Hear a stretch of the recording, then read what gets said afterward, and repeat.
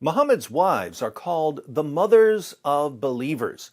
Interestingly, Muhammad was originally called the father of believers in the Quran. But you can read today's Quran until your brain turns into hummus, and you'll never find a verse that calls Muhammad the father of believers. Why did Muslims disown Muhammad as their father? Let's find out. Muhammad's wives are called the mothers of believers because of Surah 33, verse 6. The verse reads, "The Prophet is closer to the believers than their own selves, and his wives are their mothers." Blood relations among each other have closer personal ties in the decree of Allah than the brotherhood of believers and muhajirs. Muhajirs are the Muslims who fled Mecca. Nevertheless, do ye what is just to your closest friends. Such is the writing of the decree of Allah. So, Muhammad's wives are the mothers of believers. Hey, what's this? It looks like there's a footnote. I wonder what sort of valuable information we'll find in said footnote. Here it is. In spiritual relationships, the Prophet is entitled to more respect and consideration than blood relations. The believers should follow him rather than their fathers or mothers or brothers, where there is conflict of duties. He is even nearer, closer to our real interests, than our own selves. In some qiras, I love qiras, which are different versions of the Quran, even though Muslims insist that there's only one Quran. In some qiras, like that of Ubay ibn Ka'b, occur also the words, "and he is a father of them," which imply his spiritual relationship and connection with the words, "and his wives are their mothers." Thus, his spiritual fatherhood would be contrasted pointedly with the repudiation of the vulgar superstition of calling anyone like Zayd ibn Haritha by the appellation Zayd ibn Muhammad, Quran 33:40. Such an application is really disrespectful of the Prophet. Now that's strange. In some qiras, like that of Ubay ibn Ka'b, occur also the words, "and he is a father of them." Who was Ubay ibn Ka'b? Ubay is not some even average Sahabi. He is the Qari of the Quran. He is the master.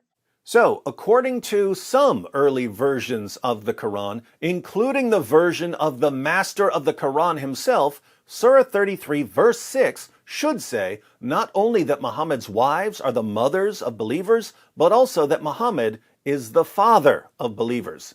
And yet, again, the Quran we have today doesn't call Muhammad the father of believers. Now, we're going to look at another passage about this missing phrase, but notice which chapter we're dealing with. In my last video on the miraculous preservation of the Quran, we saw that according to Muhammad's chief Quran reciter, Ubay ibn Ka'b, more than 200 verses were lost from Surah 33. If we compare the Quran to a block of Swiss cheese because of all the holes in it, Surah 33 is the Swiss cheese of the Swiss cheese. It's the holiest and the cheesiest. Not only did hundreds of verses come up missing, specific phrases simply dropped out of the recitation. But some Muslims had better memories than others, so when they wrote their versions of the Quran, they ended up with Qurans that are different from today's Quran. Here's more on the story from Abu Ubaid's Kitab Fada'il al-Quran.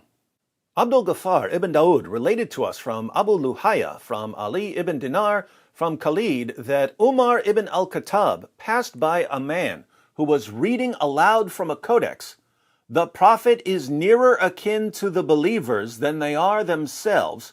His wives are their mothers, and he is their father." Surah 33, verse 6. So, this Muslim was reading a Quran that's different from today's Quran. As we're about to see, he was reading from Ubay ibn Ka'b's version of the Quran. Said Umar, "Separate not from me till we find Ubay ibn Ka'b." Umar had to get to the bottom of this. When they came to Ubay ibn Ka'b, he said, "O Ubay, may we not hear how you recite this verse?" Said Ubay, "It was among the things that dropped out." More than 200 verses were lost from this chapter. Ubay says that the phrase, "and he is their father," was among the things that were lost from the standard Muslim recitation. Said Umar, "And why were you away from it then? This is hilarious. Where were you when that part was mysteriously disappearing from the Quran?" Said he, "There kept me away from it what did not keep you. So it dropped out for you, but not for me, because I have a better memory than you." Now, if the phrase, "and he is their father," dropped out of the Quran version that Umar used, but it was still in Ubay's Quran, were there different versions of the Quran? Absolutely. Is there only one Quran? Definitely not. Why do Muslim scholars and apologists tell Muslims that there's only one Quran perfectly preserved from the time of Muhammad? Because they're liars. How are our Muslim friends going to respond? The same way they respond to the fact that hundreds of verses were lost from this chapter. Oh, those things were abrogated. The phrase, "and he was their father," was abrogated. But there are a few problems here. First, abrogation is supposed to refer to Allah canceling certain commands in favor of new commands. But "he is their father" isn't a command, it's a description of Muhammad's relationship to Muslims. Did Muhammad's relationship to Muslims change? Was Muhammad the father of Muslims for a while until Allah changed his mind? Why would Allah abrogate that part of the verse? Why did Allah want Muslims to have mothers but no father? Second, here's a question for Muslims. Is the phrase, "and he is their father," along with the 200 plus verses that were lost from this chapter, a part of Allah's eternal tablet of the Quran?